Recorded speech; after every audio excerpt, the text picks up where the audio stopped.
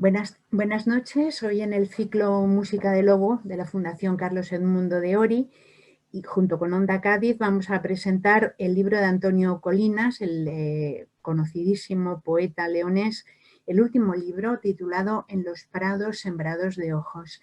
Presentar a Antonio Colinas es un atrevimiento en poco espacio de tiempo porque son más de 50 años de una vida muy fecunda, de dedicación plena y vocacional al fervor de la llama. Así llama él a su destino, que se le manifestó o reveló en la adolescencia a través de una brisa nocturna en un monte cerca, en la provincia de Córdoba, cuando estudiaba en el instituto.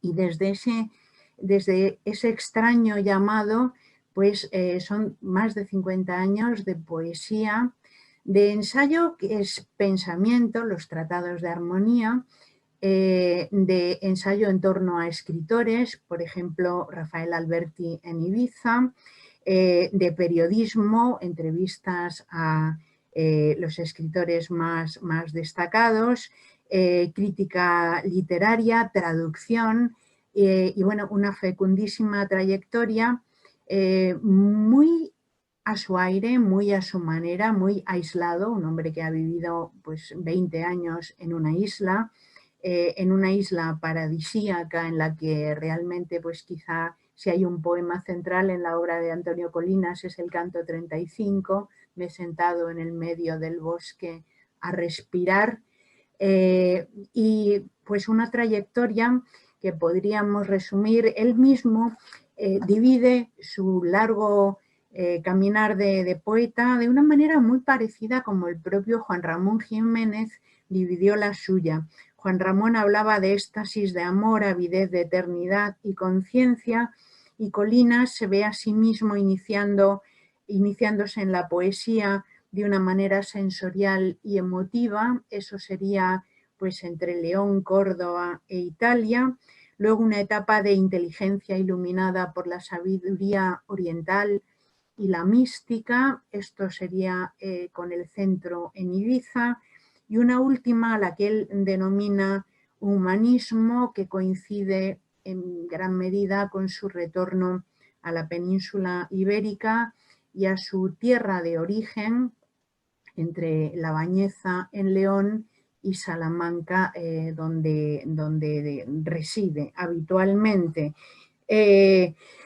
Todo esto, un novísimo, bueno, lo de novísimo es una tontería, es una coyuntura, es la generación del 68 realmente la suya, y su tendencia poética, aparte del culturalismo genérico de todo apasionado lector, yo creo que es la de un poeta eminentemente contemplativo, una poesía de cada vez más de contemplación. Una poesía pues que, siguiendo una frase suya, sería respirar en el silencio de la luz, y con esa actitud pues cabe una cabeza de diosa, un pino, la larga historia de amor con su esposa, sus hijos, Azorín, un poema precioso que hay en la muerte de Azorín, un escritor que emociona a los escritores, aunque esté tan olvidado por el gran público. Y ahora este libro del que vamos a hablar, En los prados sembrados de ojos. Antes de hacerlo, buenas noches, Antonio, Hola, bienvenido buenas noches. a la No podía hacer mejor la presentación que la he hecho, ¿no? Quiere decir que ha sido una síntesis, en verdad muy generosa, pero muy certera. Pues estamos felices de tenerlo en la fundación que se dedica a la memoria de Carlos Edmundo de Ory, Muy un bien. poeta extraño, extravagante, pero Sí. que también buscaba un centro en el que existir. Bueno, decía, acabo de leer, preparando clases, una frase de un crítico inspirado en Pablo Neruda: la poesía es el espacio donde el yo sucede. Y pienso que esto los poetas de verdad lo tienen muy claro, que suceden en la palabra, ¿no? Pues sí, la palabra es el origen y también el origen son las raíces, ¿no? Es Ujú. muy difícil de dar con un poeta en general auténtico, ¿no? Estoy pensando en los demás que no tengan unas raíces y esas raíces suelen estar en la infancia, pero sobre todo en la adolescencia. Y ya has hecho alusión a el lugar donde a mí se me revela la poesía, que es en Córdoba durante mi adolescencia, y ha recordado ese momento concreto que yo recojo en la primera de mis novelas, Un año en el sur. También tengo que decir que en Córdoba, en Andalucía, pues escribo mi primer poema a los 16 años y que para mí Andalucía, aunque otras veces tengo que decir Italia, pues es un poco mi segunda tierra, ¿no? Ujú. Este libro, En los prados sembrados de ojos, bueno, el título viene de un poema telúrico, es un poema de la tierra y de la arqueología, es algo que apasiona a Antonio. Es un libro muy diverso, pueden ser 6 libros, uno por cada parte. Yo cuando lo leí por primera vez me acordé de la agenda de José Hierro, pero luego he leído las memorias del estanque y Ah, veo en este libro hay varios poemas que aparecen en estas memorias que son también, han sido publicadas en una bellísima edición en la editorial Siruela, son del 2016 y me parece que quizá a lo mejor el orden, el sentido íntimo de este libro tan diverso pero tan tuyo, tiene que ver con ese ejercicio de poner en orden una larga trayectoria, quizá. pues en efecto así es. En primer lugar, porque es un libro de poemas muy cercano a mis memorias y hay algunos espacios de ambos libros que coinciden. Esos espacios son los de la isla, pero por extensión los que yo reconozco como el mundo o espíritu mediterráneo, ¿no? Uh -huh. Francisco Brines, en el prólogo a una de las ediciones de Sepulcro en Tarquinia, decía, por ejemplo, que en mi obra solo había un tema, que es el del diálogo de mis raíces, de mi tierra del noroeste, con ese mundo o espíritu mediterráneo, Uh que yo -huh. encuentro pues también más con nombres y con fechas y, en Italia, pero que luego encuentro a través de los símbolos pues en el mar, ¿no? El mismo mar Uh -huh. es un gran símbolo, la luz, en fin, la nave, el náufrago, la cueva, el bosque, los árboles. Te iba a preguntar, tú has dicho ahora mismo el mar, pero cuando escribes, escribes la mar. Y me ha Sí, llamado mucho la atención porque eres un hombre de tierra adentro. Pero cuando escribes, te corriges y dices la mar. ¿Cómo se sí. dice en Ibiza? Bueno, yo creo que se dice la mar, es más bien en el lenguaje Marinero. marinero, Uh -huh. y a mí también me gusta la mar, lo veo más como algo muy unido a lo telúrico, que la mar, que es también ese lado femenino, que es otra de las grandes presencias en mi obra, esa mujer que por supuesto es la amada, la persona que tenemos cerca, pero también puede ser pues la amiga, en fin, la hija, la mujer remite a lo telúrico, Uh a lo -huh. profundo de la tierra, hasta llegar a ser ese gran símbolo que es en la Vita Nuova de Dante y en el final de la Divina Comedia, un símbolo de lo que está más allá, ¿no? Uh -huh. Así que tiene ese sentido polifónico la presencia de lo femenino en mi obra. El libro está dedicado a tu mujer. Hay un poema emocionante, sobre todo para los que hemos tenido una pareja desde la adolescencia, que es Así, en los ríos, a través de los ríos de la como los adolescencia. ríos. Sí. Y también te digo una cosa, el libro, bueno, tiene símbolos, tú eres un gran lector o descifrador o contemplador de símbolos y Mm. hay símbolos recurrentes, por ejemplo, el ave que va a morir al pie de una higuera o de un muro. Me ha llamado la atención también el motivo de, es que hay varios motivos en el libro que me han recordado el ciclo de Bronwyn de Cirlot, de Juan Eduardo Cirlot, Sí, esta presencia femenina que se oculta y que a veces se revela esplendorosa, pero asociada a la muerte. va El también verdor. unida a lo misterioso, a Sí. ese misterio de que hablaba Machado, ¿no? Uh-huh, El alma del poeta, decía él, se inclina hacia el misterio, ¿no?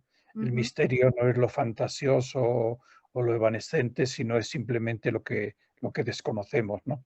uh-huh, Entonces ahí aparece la poesía como vía de conocimiento.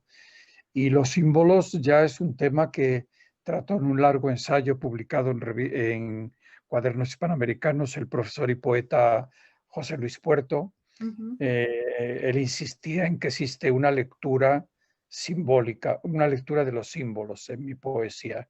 Se uh-huh, puede leer a través de muchas vías o caminos o interpretaciones, pero se puede hacer solo una lectura a través de los símbolos. uh-huh. Sí, esto, sí, no sé, ya te digo, parecía un poco una búsqueda de la Shejinah, o no sé cómo lo pronuncias tú, este aspecto femenino de la divinidad en el judaísmo, que Sí, también los sufíes lo tienen, unido al claro. color verde. No sé, es, bueno, en tu caso, en el caso de Ibiza es más el azul, la noche Ya. azul, ¿no? No, pero Eh, también el verde y el color, el oro viejo, uh-huh, el oro profundo, también es otro de los colores, digamos, iniciáticos, ¿no? Y uh-huh, ya ha recordado al sufismo en fin, a ciertos aspectos de la poesía posbíblica, ¿no? También a los libros sapienciales de la Biblia. uh-huh, Y todo eso nos lleva, pues, al que ha sido también un gran interés en mi vida y en mi obra, un gran interés que he tenido por las místicas de las distintas culturas, ¿no? uh-huh, Porque hay que pensar que es curioso que cada civilización, cada gran civilización ha tenido su poesía mística, ¿no? sí, Por tanto, esto nos lleva a un universalismo y también a un simbolismo que afecta a todas las místicas y a todas las culturas, como puede ser el amor, el amado, la amada, la fuente, el camino, el monte en San Juan de la Cruz, bueno, uh-huh, también en los poetas de Extremo Oriente y por extensión también, pues eso, en el pensamiento primitivo oriental y en la poesía de Extremo Oriente que a mí me ha marcado mucho. uh-huh. Dices, bueno, en este el libro hay muchísimos poemas realmente memorables. Eh, En este que dedicas en la parte de Oriente a Rabindranath Tagore, hay una afirmación muy bonita que es muy ética también, que reflexiona sobre la generosidad de entregar el propio tiempo a la lectura, los ojos al texto Claro. ajeno, ¿no? Eh, La lectura como ofrenda. como la lectura como ofrenda y también y la escritura que busca la sanación. El ruego en los tiempos de pandemia es un poema lleno de pájaros, como una entrevista que te hicieron, no sé si en dónde, pero se oían muchísimos pájaros. Sí, sí. Es un poema. Bueno, este poema de la pandemia solo se habla en el título, Uh -huh, pero es un poema en cierta medida en los tiempos que vivimos, eh, pongamos entre comillas la palabra provocación. Ese recuerdo para el ruiseñor, uh -huh, que afortunadamente todavía es un pájaro que existe, ¿no? uh -huh, Y es el pájaro solitario, también está en San Juan. Y ese poema pues pone de relieve un recuerdo de precisamente de los años de Ibiza, cuando en la noche de San Juan pues íbamos un grupo en una barca a Formentera, a la isla vecina de Ibiza, y allí se encendían las hogueras y regresábamos pues ya muy avanzada, a veces de madrugada a Ibiza, y es ese momento el que queda reflejado en el libro. Y a veces, pues el pájaro, en otras zonas de mi obra también, aparece eso como ese microcosmos que tenemos olvidado quizá en un mundo demasiado urbano, ¿no? Ujú. Sí, pero ahora han vuelto a sonar los pájaros, por lo menos aquí en Cádiz, por ejemplo, el protagonismo de la calle desde la pandemia es de los pájaros, que siempre han Claro. estado ahí, pero ahora los sentimos. Y otra cosa, está esa paloma de piedra que te trajiste de Ibiza Ah, y que sí, tienes en el jardín, también recurre y parece un símbolo de que te queda cosa, te queda por hablar y por decir y por escribir. Yo lo interpreto así, esa paloma que sigue posada en tu jardín, que es como un sí, corazón de Ibiza, ¿no? sí. Es una piedra que tiene la forma de paloma y que yo me traje de las islas. Y bueno, parece que es materia muerta, pero a la vez es algo que nos lleva a nosotros a levantar el vuelo por ella, porque también como yo he afirmado, la piedra es uno de los temas o subtemas de mi obra, la Ujú. piedra no entendida como materia muerta, sino eh, como algo que vivifica. Yo siempre recuerdo algo que Jung nos dijo en uno de sus libros, Jung el psiquiatra, dice, me siento en la piedra y me desaparecen todos los problemas, ¿no? Me Ujú. siento en la piedra y sano, ¿no? Sí. Quiere decir que la piedra es otro símbolo del muro, es lo permanente, pero también, y es lo duro, pero también es lo perenne y tiene esa significación de energía indestructible, decía Jung. La Ujú. piedra es energía indestructible. Es curioso, tú eres muy de Jung, de Mircea Eliade, y Sí, me ha hecho gracia leer que eres nieto de herrero y eres sí, alquimista, sí, sí. en cierto modo, ¿no? Esta De concepción de... abuelo y de bisabuelo y de tatarabuelo. Sí, sí, Mi sí. hermano ha hecho hace poco un, un árbol genealógico y entonces mi abuelo, ya mi bisabuelo y mi tatarabuelo eran guerreros en Ujú. este pueblecito donde yo pasaba todos los veranos de mi infancia y de mi adolescencia, que es un lugar muy cercano a los yacimientos arqueológicos de Petagonium o al castro prerromano de Las Labradas. Este es el que da título al libro, Los Sí, prados sembrados de ojos. sí, hay que leer el poema para saber lo que quiere decir el título, Ujú. ¿no? Quiere decir que hay esa visión un tanto alucinada, ¿no? Es un poema pues, surrealista o con una carga irracional muy grande, en la medida en que aparecen esos ojos que en un lugar solitario de una calzada romana, pues le van hablando al solitario, Ujú. ¿eh? Y le van diciendo que vea lo que no se ve en las piedras y que lea en las piedras y que todo es nada, ¿no? Como han dicho los poetas, pero a la vez, ya digo, hay ese reencuentro con la soledad profunda. Ujú. Y también están los poemas que vienen de sueños, como el de la mujer, de los caballos, de los ojos Así es, dorados. sí.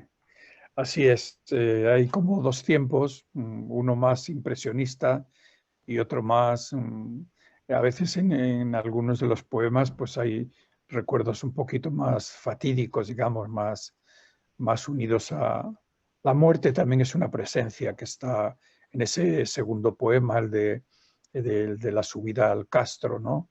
Ujú. Pues a ese ara, a ese gran ara que es un castro prerromano de Petagonio y está el tema, pues, también en ello de la ascensión, ¿no? De la subida al monte, que ya lo encontramos también en San Juan.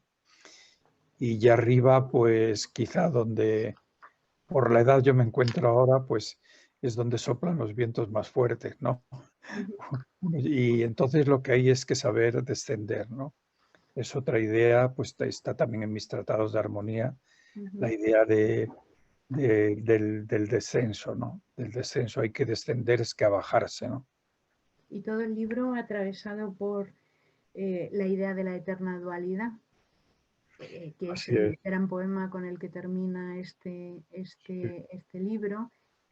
Aunque tú eres un buscador de los momentos de unidad, de fusión, ¿la Sí. armonía es unidad y dualidad, o la armonía es más bien la unidad, o es La todo? armonía, como yo he dicho en mis tratados, eh, es algo que viene después de las pruebas, de las dificultades, no es un término, en fin, ligero, eh, pero la armonía también remite a la plenitud, que Ujú, es otra idea que está muy presente en este libro. ujú, Y esa plenitud se alcanza cuando se deshace la dualidad, ¿no? Quiere decir que todo en la vida es dualidad, blanco, negro, día, noche, mal, bien. eh, y entonces, cuando esa dualidad que San Juan de la Cruz reconocía como los contrarios, ¿no? ujú, Él decía en el comentario a la llama, llegará un tiempo en que ya no lucharán contrarios contra contrarios, ¿no? Pues a veces cuando esos contrarios se funden, pues logramos la unidad, y eso lo logramos en los momentos de plenitud. Y de hecho el libro se cierra con ese verso, ¿no? Se alude al instante de oro, ¿no? Quiere ujú, decir, ese instante que es lo que yo digo y recomiendo ahora ante esta pandemia y esta situación alucinante o alucinada que vivimos, ¿no?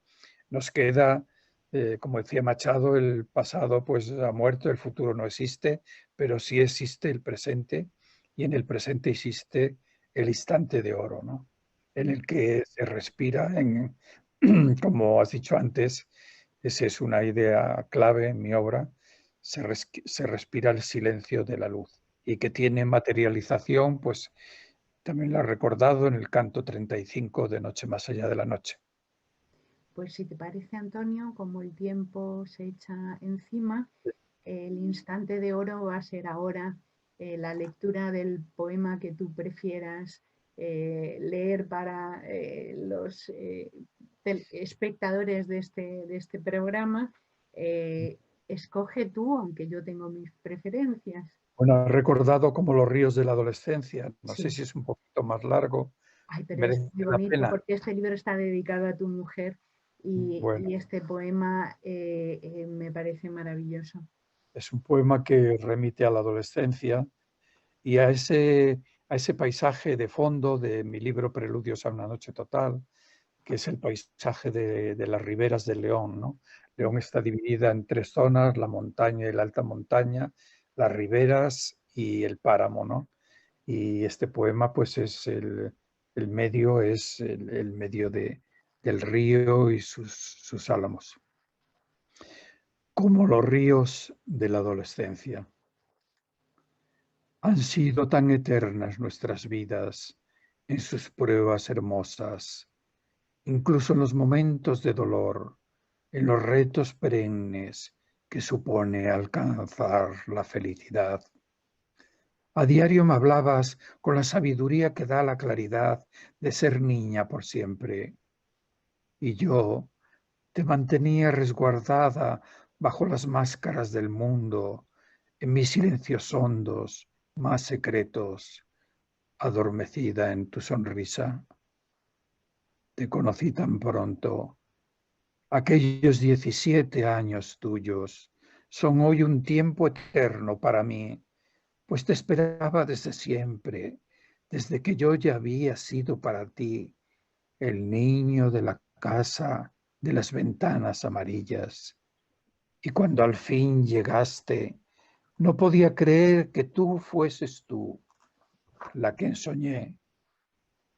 Te conocí en los lugares más sagrados, tumbado sobre las hojas secas del otoño, bajo un cielo tembloroso de álamos de aquella tierra y sangre en que nacimos, junto a los ríos de la adolescencia, que sin cesar fluían para arrebatarnos el uno hacia el otro. Y qué dulzura ahora al recordar aquel rostro tuyo de entonces, María, con un aire y un alma de oriente.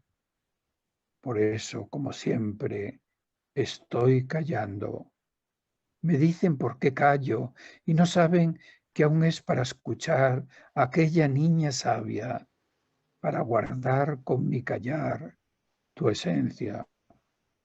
Callo para que sea mi silencio el que arrope tu voz y tu voz sea la que espante en mí cualquier desdicha. Un silencio que fluye hacia ti y hacia mí solamente en palabras invisibles que nos salvan. Y cómo olvidar el lento tren en que nos alejamos de los ríos para acercarnos aún más.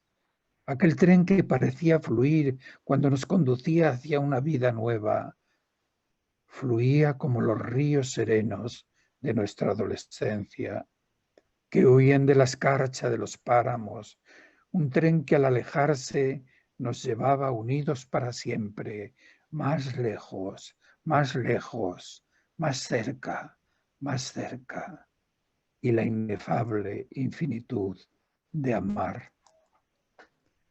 Bueno, quizás es un poco largo, pero es un poema que yo valoro mucho también. Maravilloso y hermosísimo, porque creo que has tenido una vida muy hermosa. Es la impresión que me ha dado al leer no ya tus poemas, sino tus memorias del estanque.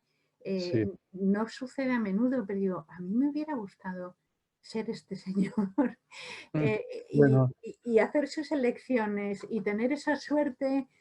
No sé, no, dices que muchas veces no has elegido, que te han ido surgiendo las cosas y te han ido llevando, pero así bueno, es, así es.